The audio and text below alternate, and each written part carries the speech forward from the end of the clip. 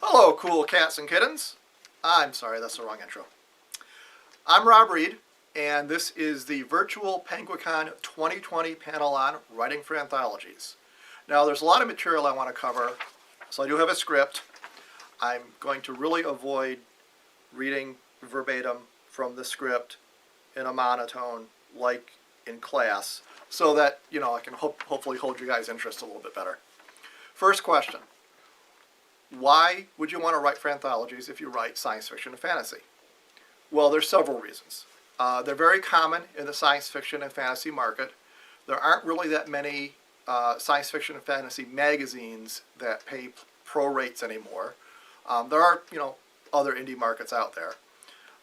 Anthologies are good markets for writers for that reason. Traditionally published ones by houses such as Bain or Tor, among others, they pay well. You also get royalties. For traditionally published anthology, you generally make pro rates, which are determined by the Science Fiction Writers of America, currently 8 cents a word. So 8 cents a word for a 10,000 word story would be $800. That's a one-time payment, and then you make royalties on top of that. Not usually a lot, but it adds up. Another thing for traditionally published anthologies through the big houses is it gives you more exposure and name recognition. They generally sell better. Now, on the other hand, there's independent published anthologies. With the revolution in publishing and everyone publishing through Amazon, you don't have to get through the gatekeepers of the big publishing houses to get your stuff in front of a reading audience anymore. So these independent published anthologies give you more opportunities to get your work out there. This is especially important if you're a newer writer and you're still trying to break in. Because there's so many out there, you have more opportunities. Another reason to write for anthologies is they stay in print longer than a magazine. A magazine goes in print, comes out of print. Anthologies stay in print for years. This helps you build a backlog of your work that people can find. Now, a little bit about me. I've been a professional writer for about 30 years. For the vast majority of that time, it's been nonfiction. I've written for newspapers, for magazines. I've done copywriting, copy editing. I've been a web content provider. And I've learned, some things about both writing and the business of writing in that time. I've also worked with newer authors, newer writers at various places in my career as kind of a, editor or sometimes an unofficial mentor. So I've learned about how to work with and develop writers. Now, a few years ago, I was able to get back into fiction writing, which is something I hadn't done for a long time because years ago when I tried it, I got very frustrated trying to break in. And since then, I've had 2 science fiction short stories published in professional trade anthologies. They were both edited by Michael Z. Williamson. First is Forged in Blood, where my short story Souvenirs appears. And the one that came out more recently is Freehold Resistance, where my short story Dear Diary appears. And since then, I've made a lot more contacts in the science fiction and fandom community, both on the publishing side and on the fandom side. And I'm currently in the process of publishing an independent anthology, Urban Fiction. Here's a very badly printed copy of what the cover is going to look like. Sorry for the low quality. It's called Supernatural Streets. It's going to be urban fantasy mysteries. And I've got about 13 other writers I've worked with on this. My co-editor is Amy Gibbons. She actually came up with the idea. And that's going to be coming out, should have been out already, so it will be coming out very soon. So I've learned a lot about the process, both as a writer and as now a publisher. So that's where I'm coming from on this. So let me back up a step. What is an anthology in this context? An anthology is a collection of works by multiple authors. If you publish just your own short stories in a collection, it's not an anthology. I've seen people call it that. To be honest, they're wrong. That's just a collection. Most anthologies in the genres, science fiction, fantasy, horror, have a unifying theme. For example, the Supernatural Streets that I'm publishing, our theme is supernatural mysteries. So we have mystery stories with a touch of the supernatural. The supernatural might be the main character, it might be a subsidiary character, it might be how what's involved with the mystery. We've got a lot of variations on the theme. Other common themes might be all the stories take place in the same universe. You'll see these with, Star Wars anthologies, Star Trek anthologies. Hey, Freehold, the two stories I have published, both take place in Michael Z. Williamson's Freehold universe. So that was the theme. And in one, the theme is even more specialized in Forged in Blood, in that they're tracing the history of a sword that is carried from ancient Japan into the far future on another planet. So that all the stories connect to that. And the theme in the second book, Freehold Resistance, is looking at how the inhabitants of a planet who are under occupation fight back. So those are the themes. Now, a friend of mine, theme can be anything, a friend of mine is putting an anthology together called Space Chicks. And that's going to be all funny, science fiction oriented, I believe, chicken stories. And she asked me if she wanted to contribute, and I'm like, well, can I write about a guy in a chicken suit? She's like, no, I want real chickens. It's like, well, I don't know anything about chickens, so I'm probably not going to contribute to it, but I'm going to read it. I'm looking for it to come out. Okay. Now, there's two major types of anthologies here. And this is, as is any presentation, this is a little oversimplified. The first one is open submission anthologies. These are the kind where they list a call for submissions, usually on their website, and they say, we're doing an anthology on ninjas versus pirates. And we're looking for stories that are between 8,000 and 10,000 words with a ninjas versus pirates theme. We ask for no time travel stories, please. They list their requirements up front, they tell you how to submit, they give you a deadline. Now, the open submission anthologies are generally, not always, but are generally for the smaller independent publishers, not for the big trade publishers. Why? Because when you do an open submission anthology, you get hundreds of stories. It takes a lot of time to go through those and pick up the ones you want and edit them and screen out the ones that aren't even worth reading past the first few paragraphs. It's just you can get overwhelmed with the material. So that leads me to the second kind of anthology, and these are invite-only anthologies.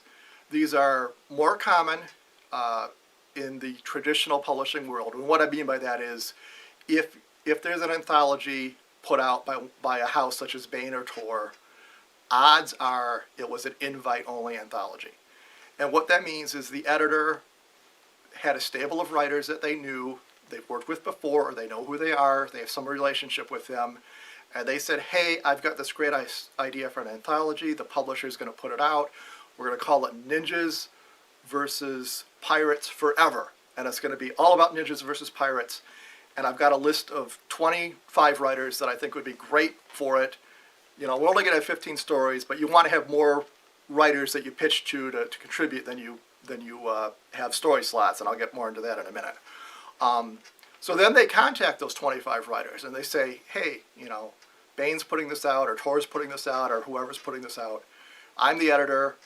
Here's the pitch. Do you want to participate? Here's the deadline. And then all those writers look at, what the pay rate's going to be, and if it's a trade publication, it's going to be prorate, most often. They look at their own schedule, and they go, they look at their own interest. Do I have an idea for pirates versus ninjas? It's like, oh yeah, I got a really cool idea. And then they get excited about it and they really want to be in it. Or do they go, ah, God, pirates versus ninjas? That's so last year. I'm sorry, I'm not interested. Or I'm too busy. I've got a book coming out and I've got a book under contract after that. And I would love to do this because I think it's a great idea, but I can't do it. So that's how you select your writers for your closed anthology. Now, the advantage of that is you don't go over, you do not get overwhelmed with submissions, like I said. You're mainly dealing with professional, established writers, so you have a high level of quality. If you have big names in there, you have a higher level of sales, which of course brings in more money. If you're a writer and you're looking at getting into one of those, one of the other advantages is you aren't competing with as many other writers for a spot. And the personal experience, this worked in my favor. When Michael Z. Williamson was doing his Freehold anthology, the first one, the Forged in Blood, he's a friend of mine, and I said, hey, I have a story, I'd love to participate in this. And he's like, well, I really have a few set time periods that I would need covered. And if you have an idea that will work with my idea, I'm willing to take a look at it. He says, you're not published, so I can't guarantee that it's going to be good enough to be included, but I'm willing to entertain it because I still have, a couple story spots that I've yet to fill. So I took the idea that he had. It was set in a specific time period right after World War II, and it has some specific circumstances around it.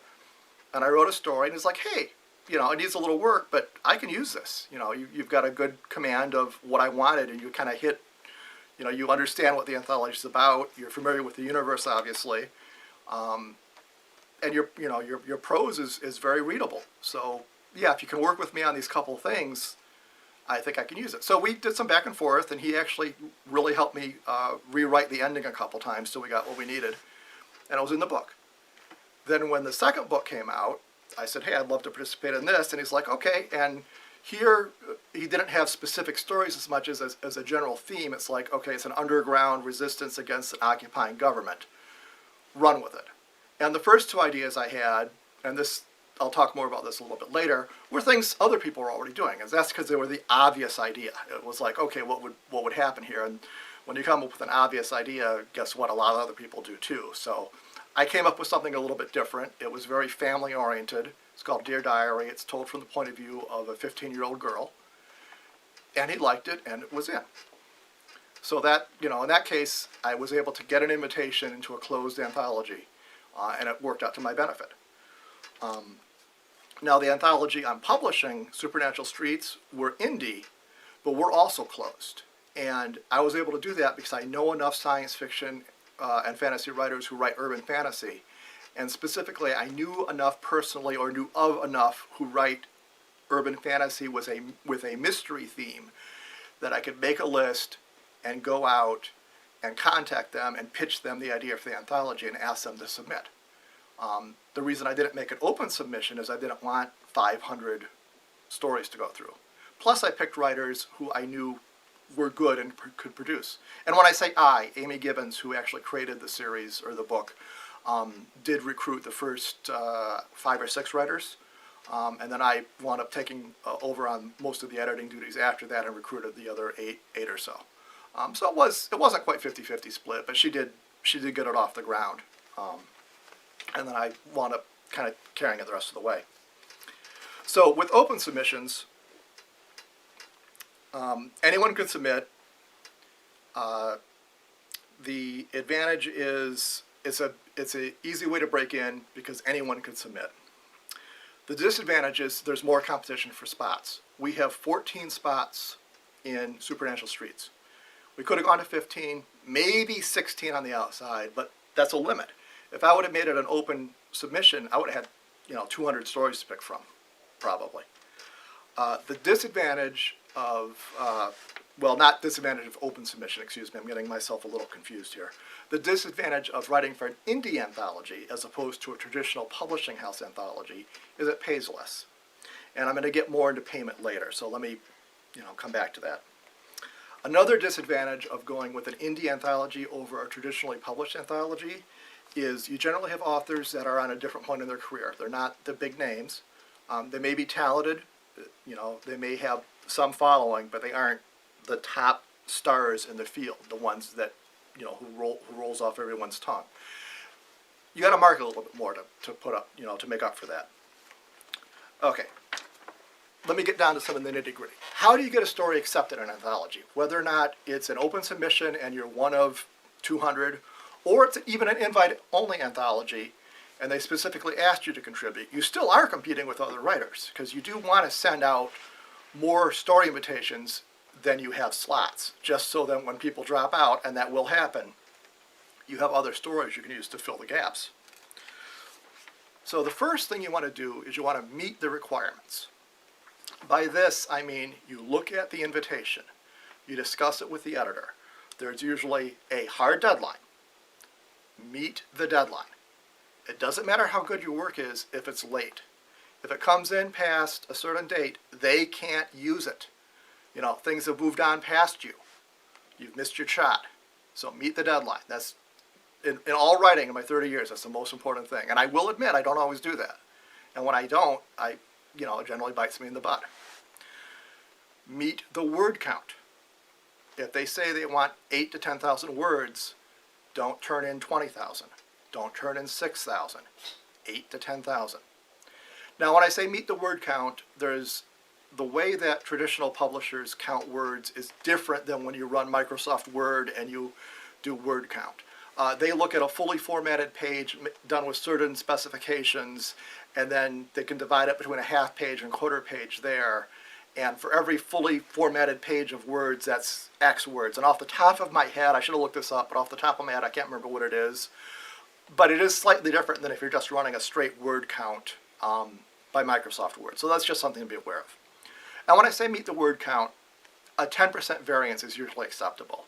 If I say I want 10,000 words and you give me, 10,500, but they're tight and there's really not a lot of cutting I can do and it's a story I can use, that's probably going to be okay. It's a little bit, 10%, no more than that. If I say 10,000 words and you give me a 13,000 word story, I'm not going to be able to use it unless we make major revisions and cut. Just be aware of it. Okay, other minimums. Meet the theme. Like I said, there's the funny chicken story coming out. So if you're going to submit to that, it has to be about chickens and it has to be funny.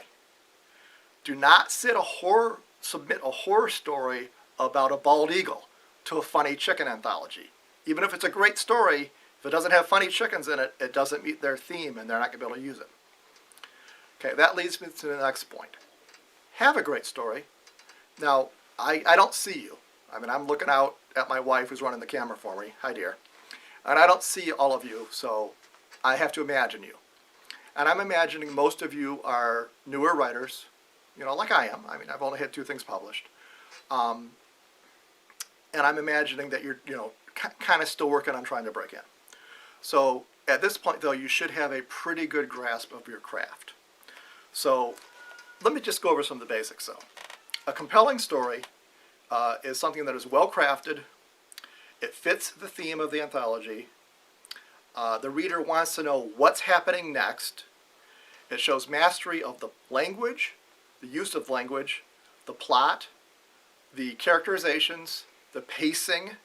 It's something that hits on all cylinders. It works in every way a story can work. In addition to that, though, you need something special.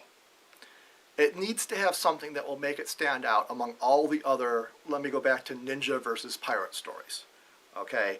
If there's 14 stories in the book and the theme is ninjas versus pirates, what makes your ninja versus pirate story special? What makes it stand out among those other 13 stories? Now, that could be a lot of things. It could be a particular character who's very well drawn and vivid and the readers really associate with or empathize with. It could be a plot element. It could be the structure of your story. It could be a twist you have.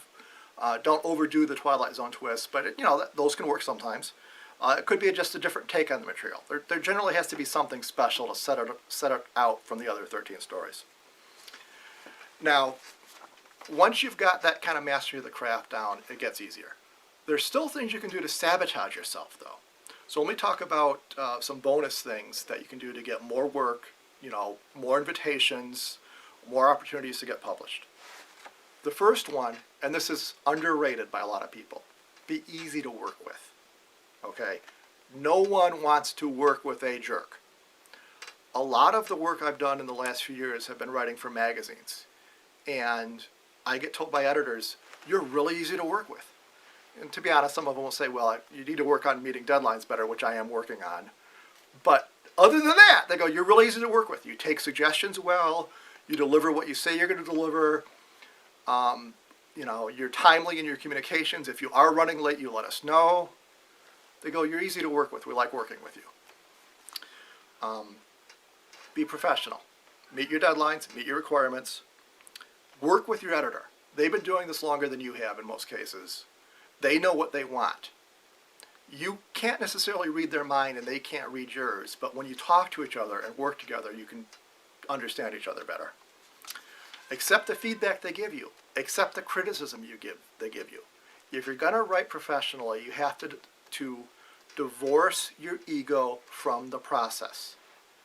Okay? Your writing is not a reflection of your worth as a person. I'm going to repeat that. Your writing is not a reflection of your worth as a person. Okay?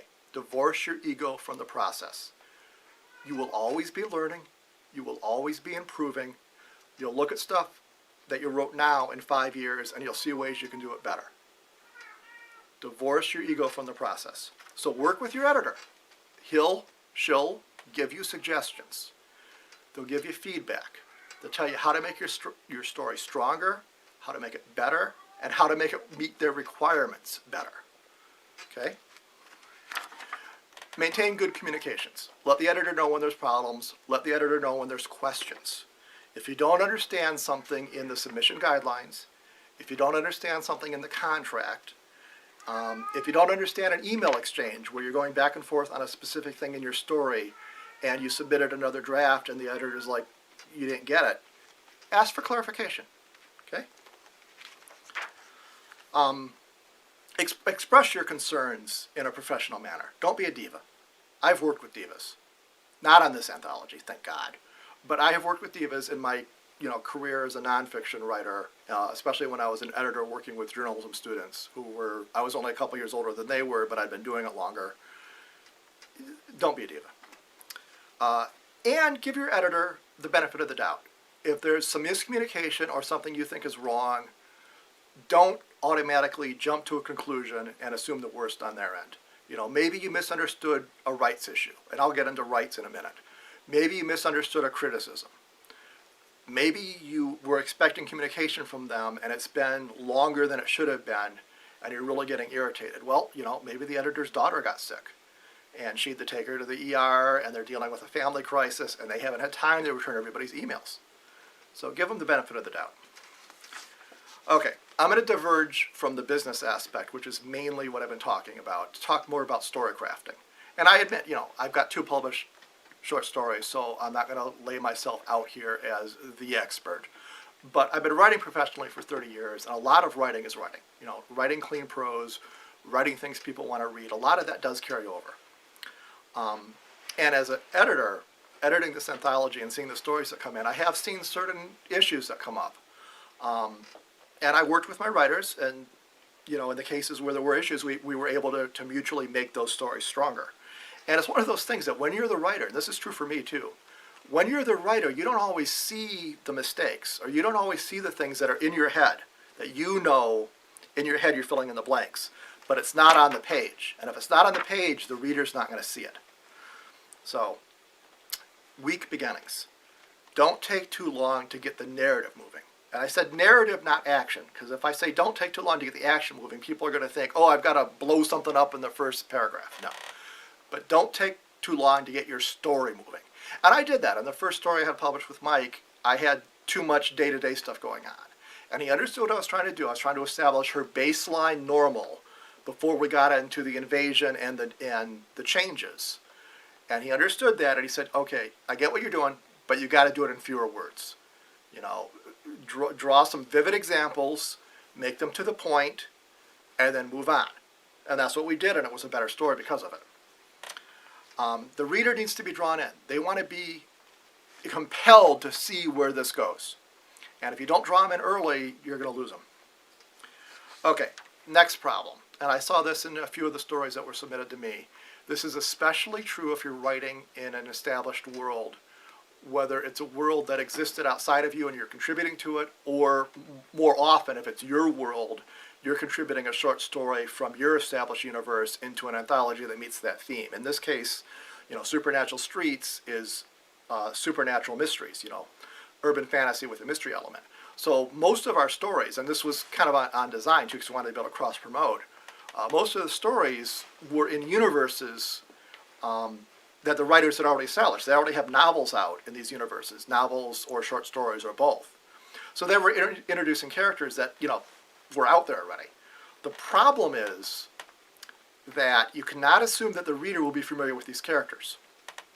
So you can't, they have all this backstory and baggage and history, and you cannot assume that a reader in an anthology with 14 different authors is going to be familiar with the backstory and history of the character. So you have to introduce that universe and those characters to the new reader, like they're reading it for the first time and they've never seen anything else in here.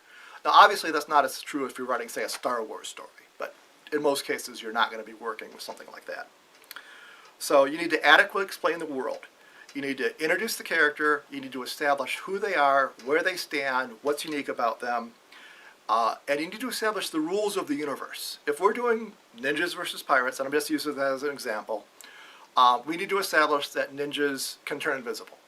You know, in your story, if ninjas can turn invisible, you need to establish that before it becomes a thing that the whole story hinges on at the end. Do you follow what I'm saying here, guys?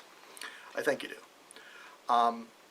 So give the reader everything they need to understand the situation and the characters. It doesn't have to be a big info dump at the front, but a few well-placed lines here and there as they go to explain things. And a good way to do it is explain them as they're needed, and foreshadow a little. If the big reveal at the end is that ninjas can turn invisible, and that's what the whole plot hinges on at the end, you do have to set that up earlier, so it's not, out of the blue and unearned.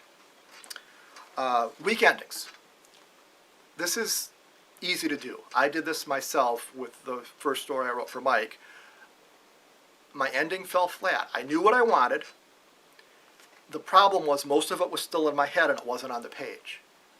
We reworked it, and it turned out wonderfully. And I've had people comment specifically the ending tore them up. That it was, they did not expect to be so emotionally drained by a short story. And I was like, yes, I did it right. My wife was like, it made me want to cry. I'm like, yes, perfect, that's what I was going for. Not saying every story should make you want to cry, but in that case, that's what I was going for. Have the reader expectations been met? This is how you know if your ending works or not. Did the reader get everything they wanted? Are they satisfied with the ending? Doesn't mean it has to be a happy ending or a sad ending, but it has to be a satisfying ending. Things have to be more or less resolved. There can be some plot things hanging out there that aren't. But, Chekhov's rule. If you have a gun in the first act hanging on the mantle, it should be fired by, the end of the story. So, have the heroes been rewarded? Have the villains been punished? Those are some of the ways to look at it. Okay. Rejection. If you're a writer, you will be rejected. Remember what I said earlier? Your self-worth is not dependent on your writing. That's very true. You get rejected. You get rejected for a lot of reasons. Sometimes it's because basically you're still learning, and this particular story was not good enough to be included. That happened to me. It was quite a while ago. This is why I gave up on fiction for quite a long time, one of the reasons. And I was younger then, and I couldn't deal with that kind of rejection. I wish I would have, because I would be so much further on in my career. Now, I'm actually going to pause for a second. For some reason, my camera is going to shut off in a second. So I'm going to pause. I'm going to turn off the camera, and we're going to restart. Okay, I'm back. Hopefully I edited this together, so it's not going to be too jarring. We're talking about rejection. And like I was saying, if you're a writer, you're going to get rejected. It happens. But let's talk about sometimes why. Sometimes, you're still at a skill level that you need to improve. But sometimes you've submitted to an anthology a really good story. And I actually had this happen to me as the editor of the Supernatural Streets anthology. One of the writers submitted a good story. And I don't want to give too many details because I don't want to identify who the person is, because I'd like to work with them again. Let's say it was Pirates versus Ninjas. And they submitted a good, solid Pirate versus Ninja story. But then I'm looking at it, and I'm like, well, the problem is there's two things. One, it's too long, by about 4,000, 5,000 words. We can fix that. We could go back in and make it tighter. That's not a big deal. It was early in the process. We could have done that. The other problem, though, really couldn't have been overcome. And that was there were two other stories that had that same, they were all, Pirate versus Ninja anthology, let's say. So they all had pirates and ninjas. But there were two other stories that played on some of the exact same things. And I didn't need three stories in the same book that were very similar. And I'm pulling this out of thin air, but let's say that it's the fact that the firstborn daughter of the pirate was secretly a ninja, was the twist. And there's another story in there where the firstborn son of the pirate wanted to be a ninja. And then there was a third story where the firstborn son of the ninja was secretly a pirate. Do you follow what I'm saying here? They weren't identical stories, but they all had a similar element, and I just really couldn't use 3 that were that similar. And so I told the writer, I said, I liked your story.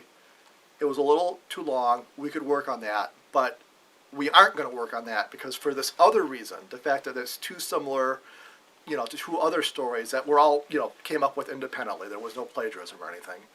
I can't use it. And I said, if you'd like to submit something else, that would be great because we still have time.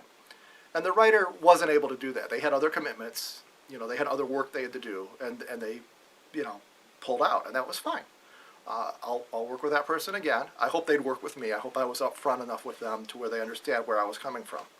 So sometimes you can hit all the spots. You can write a good story. You can hit all the elements. You can have something unique about it, but maybe what you had unique about it, somebody else had unique in their story too, and it just can't be used. It does happen. Okay, I'm going to go back to the business side again. Pay and contracts. I covered this a little bit earlier, but I want to make sure I hit it. So if I'm a little bit repetitive here, please bear with me. Traditional publishers, they pay at pro rates. I'm talking Bain, Tor, can't even think of a third one off the top of my head, but I know they're out there. Pro rates are defined by the Science Fiction and Fantasy Writers Association. Currently, it's 8 cents a word. For a 10,000 word story, you'd make $800. That's a one-time flat payment. A pro rate anthology is almost always, and I say almost always because there's probably some exception I haven't heard of, going to also pay royalties. Royalties are going to be smaller. You're not going to, unless you on something with some bestseller who's also in the anthology and they sell a zillion copies, you're not going to make as much on the royalties as you did that initial payment. But that's fine. Hey, you still get money. The trade pubs generally pay out royalties twice a year. And I have got royalties on Forged in Blood. This is the hardcover. This is what came out first. I've got royalties on that. The paperback came out. I didn't grab a copy. I've not yet received, I don't believe I've yet received the first royalties for the paperback sales, but I will be. Most anthologies don't do audio books because when you have 14 different stories in a book, it's hard to get a narrator that can do all 14. The costs are higher and the sales probably won't support it. But if there was an audiobook of this, I would have gotten royalties on that too. Okay. The next one I was in, I have not received royalties yet, and that's only because they haven't been paid out yet. I will. So generally twice a year. For the, oh, and one other thing about prorate that I wanted to hit, if you sell stories at prorate, if you sell 3 of those at the professional rate of 8 cents a word, and you've written at least 10,000 words in those 3 stories, you now qualify for membership in the Science Fiction and Fantasy Writers of America. If that's important to you, that's something to keep in mind, because that might be something you want to shoot for. Or not. I'm just saying it's something to be aware of at the very least. Indie publishing. Different world, pay is lower, especially for anthologies. You can make a lot of money in indie publishing, but you're not going to do it by submitting your work to a lot of anthologies. You're going to do it by publishing under your own name, your own imprint, publishing a lot of stuff, a lot of novels, getting a brand identity, making sales. However, you can use anthologies in the indie world to make some money and to promote your work, to bring your attention to readers who already read that kind of work. That's why we did Supernatural Streets, is we've got 14 authors that are all going to be promoting this book to their mailing list and on their social media pages. And we're hoping that there'll be some cross-pollination here, that some of the authors will say, hey, I really like this story by Amy Gibbons, and I never read anything by her before, so I'm going to go look up her books. That was kind of Amy's idea behind this, so it makes a lot of sense. As far as pay, it varies. You can have royalties only, which, to be honest, is what I'm doing with Supernatural Streets, and that's flat out because I don't have a budget to pay authors up front, and that's true of a lot of small publishers. You might get a small upfront payment. I saw a call for submissions just a couple of days ago. I don't have the info in front of me, so I can't tell you which one it was, but I'm on various mailing lists that these come across my email or they come across my Facebook feed. I saw a call for submissions for an anthology for a small publisher, and they pay $100 up front. and then a share of the royalties. Hey, $100 up front, it's not prorate, but if it gets my name out there, that might be worth looking into. It might be worth doing. And remember, short stories and magazines don't pay royalties. So if you sell it to a magazine, that's a one-time payment. Okay. Just a second, I gotta look at my notes. Okay, the exceptions on indie anthologies, like I said, you generally aren't gonna make as much money. There could be an exception if you manage to get into an anthology that has some big name writers behind it. Maybe they're doing it as a favor for a friend, or maybe they built up a really large audience as an indie, and they get on the top of the sales rank there. Yeah, you might make money that's going to rival what you'd make with a traditional publisher published anthology, or maybe even more. It could happen. So it's not always black or white, is what I'm saying. Things to watch for. I'm going to say avoid anthologies where you have to pay in to participate. I'm not going to say everyone, because there might be an exception of somebody who's very reputable, who's done this before, and you can talk to authors who've made money this way, and it's worked out well for them. There might be that exception. If there is, I'm not familiar with it. In general, pay-in anthologies require you to pay in for the marketing, require you to pay in for the cover art. Basically you're taking on, as a writer, as a contributor, you're taking on some of the economic duties of the publisher. I'm not going to say it's always a scam, because it's not, because I probably have heard of some that have worked, but it's one step away from a vanity press. So just be very leery of it. If it seems too good to be true, it probably is. But if it does seem good, take a realistic look at it, talk to people that have done it in the past, and if they say good things about their experience, and they say, yeah, I did pay in some money up front, but then I more than made it back when the sales started coming in, it might be a possibility. But be very careful. Be very aware of what you're doing. Which leads me to contracts, okay? Hope I'm not boring you guys. I hope you guys all weren't looking for more writer advice and less business advice, but the two things are connected. If you're going to write, you have to understand the business. You are licensing the use of your work. Do not sell your copyright. Do not sell your intellectual property. There's an exception, I'll get to that. Let me repeat this. You are licensing the use of your work in this anthology. Do not sell your copyright. Do not sell your intellectual property.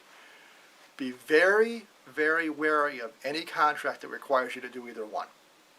If you see the words work for hire, which is normally used in nonfiction, but it can be used in fiction, run away. Unless they're paying you a ton of money, that means you've just signed over, all the copyrights to this work for the flat fee that they paid you, and you're done. A work for hire agreement, I've done that with my nonfiction. I've written magazine articles as work for hire. That means they paid me X amount of money, whatever it was. I sent them the article, and then they can reprint it, they can put it on the web, they can reprint it in France or Asia. I will never see another dime from it. I cannot reprint it. I can't put it in a collection of my nonfiction articles. I have done that, and I will probably continue to do that, because some of the publishers I work with pay enough for the magazine articles to where a work for hire agreement is okay for me. But I prefer working not on a work for hire basis, because then I can take those magazine articles and republish them. There's some I've published 3 or 4 times. You make the most money on the first publication. When you sell a reprint to somebody, you tell them it's a reprint. They pay you a little less, but if you sell the same article 3 times, that's great. Okay? Same thing goes for fiction. If you're selling your copyright to the short story, you can never sell it again. You can never reprint it yourself. Now, I did mention there's an exception: intellectual property. If you're writing in someone else's established universe, and that could be Star Wars, Star Trek, True Blood, whatever, they have to own the intellectual property. Like when I did the Freehold books, I invented characters that exist in that Freehold universe, but I had to sign over the intellectual property of those characters. I was fine with that. I can still reprint the stories I wrote in my own collection of short stories, which I'm planning on doing when I have enough. But I can't take those characters and do the continuing adventures of so-and-so. And that's fine. I knew that going in, and that's fine. That's the exception to the don't sign away your intellectual property rule. Now, this is true for both traditional and indie publishing. You know, you got to be aware of these things with either one. Look for phrases like the author retains all rights not specifically licensed to the publisher in this contract. You know, that's a good phrase for you, because that lays it out black and white that you retain all the rights that you've not specifically given the publisher. You're generally going to license first North American rights or possibly first English language rights. That gives them the right to publish your story first. You can't publish it yourself for a certain period of time. You can't give it to somebody else to publish. You have to let the publisher publish it first for whatever period of time is specified in the contract. A year is typical. Some anthologies will allow reprints. We have a few reprints in Supernatural Streets. They're really good stories, and they're going to be shown to an audience that hasn't seen them. But as a writer, make sure the publisher is accepting reprints and that they know that your specific story is a reprint. Both, okay? Because if someone's going to submit a story and the publisher finds out it's a reprint and they were only accepting new submissions, you've essentially defrauded them. So don't do that. The license should restrict the publisher to publishing work in that anthology only. This is so they don't publish it as an independent story somewhere or bundle it in a different anthology with a different theme. You know, this one was Pirates versus Ninjas. That's what you were being published in. But you don't want them to take that story you wrote of Pirates versus Ninjas and then have them publish it in their anthology, The World's Best Battles, you know, or The World's, you know, Bloodiest Battles or whatever. Warning signs. There's a great site out there called Writer Beware. Check it out. Read what they talk about for contracts, because this is not, you know, I'm not going to be able to get into everything. Assignment of copyright. Do not sign a contract where you're assigning your copyright to the publisher. You should retain control. Look for the phrase that acknowledges you retain the copyright.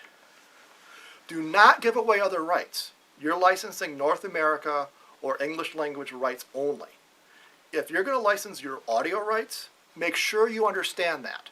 And you might want to. I mean, if the freehold books, if they wanted to do an audio version, yeah, I'd get royalties for that. So yeah, I'll license the audio rights. I think I actually did license the audio rights. They just chose not to use them. As an indie publisher with Supernatural Streets, I don't have the resources to do a good audio book for that. So although I considered trying to license the audio rights for my writers, I did have a couple writers push back on that idea, and I thought, you know, I don't really have the ability to do it anyway, so why should I even ask for that? I should not ask for more rights than I need. So I don't have the rights to publish any of those stories in audiobook. Now, on the other hand, the writers can't publish it as audio stories either until the initial 1-year agreement runs out. Which leads me to exclusive use. Generally, you're signing your licensing your work for an exclusive use for a period of time. A very common period of time is 1 year. I've seen 6 months, I've seen 2 years, I've seen 5 years. 1 year seems to be common and the standard. I had one publisher that wanted to license a story that I was working on. I never did finish it, I need to, for 8 years. I'd get royalties that whole time, but he wanted 8 years before I could use it anywhere else. And I just decided that it was too long to have my rights tied up. I have not seen this next thing in contracts. I included it in the contract I wrote for my writers in Supernatural Streets, and that's a drop-dead clause.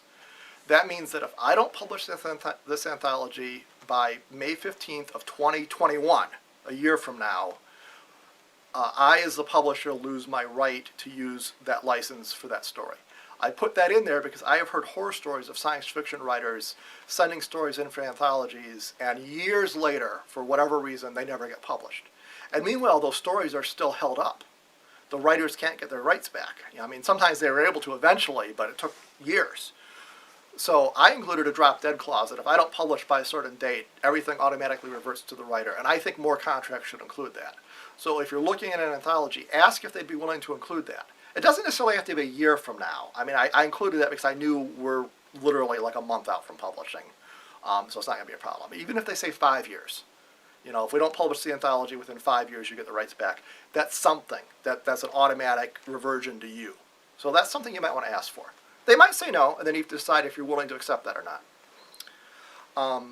Payment. You know, how much will you be paid?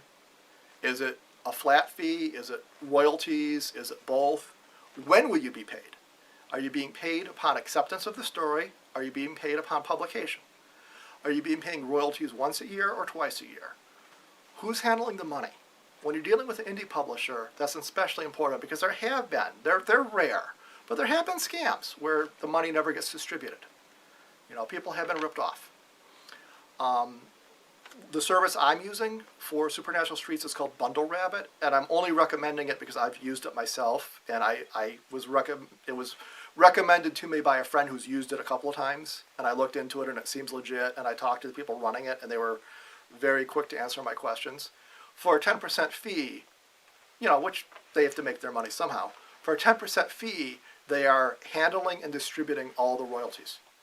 And that's great. I don't have to have any money passed through me. And I, you know, as a small publisher, that's fantastic. There's other services that do the same thing. I don't know enough about them to give you any other names, but it's something you can look into.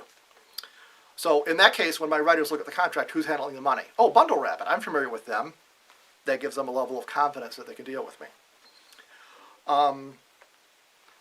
Other than that, I wish I could get questions from you guys. So I can't.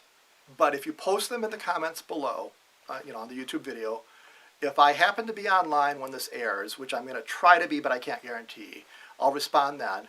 And if not, check back later and I'll respond. Because this is really going to wrap it up now.